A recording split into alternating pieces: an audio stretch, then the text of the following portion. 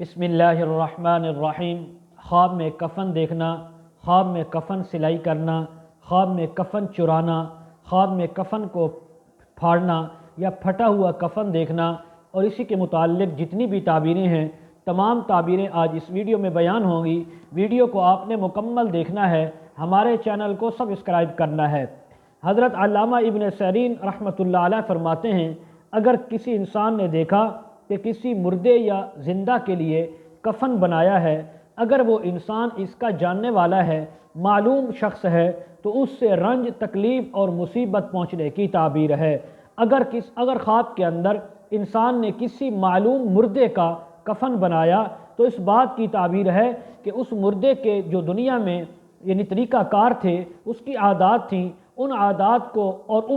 اور اس کے طریقہ کار پر یعنی چلنے کی، ان کو اپنانے کی کوشش کرے گا۔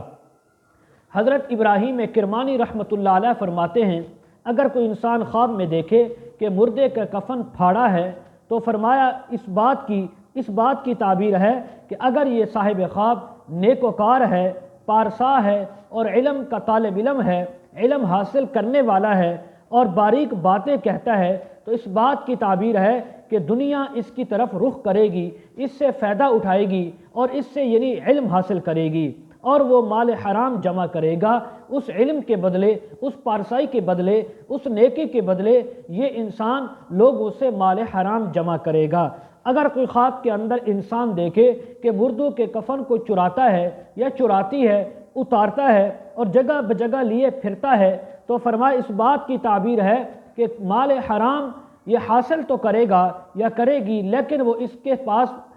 یعنی کسی کافی ٹائم کے لیے باقی نہیں رہے گا، بلکہ جو ہی مال آئے گا فوراً اس سے خرچ ہو جائے گا اور فوراً اس سے ختم ہو جائے گا۔ اگر صاحب خواب مفسد ہے، گناہگار ہے، اس نے یہ خواب دیکھا کہ مردوں کا کفن چراتا ہے یا چراتی ہے، تو اس بات کی تعبیر ہے کہ یہ انسان منافق بھی ہوگا اور اس کے علاوہ چغل خور بھی ہوگا، لوگوں کی غیبتیں بھی کرنے والا ہوگا، لوگوں کے ساتھ فساد بھی کرنے والا ہوگا، ان کے درمیان عداوتیں پیدا کرنے والا ہوگا اور کچھ لوگوں کے خلاف جھوٹیاں گواہیاں دینے والا بھی ہوگا۔ مزید اگر آپ اس کے متعلق تعبیریں جاننا چاہتے ہوں، وظائف معلوم کرنا چاہتے ہوں، استخارہ کروانا چاہتے ہوں،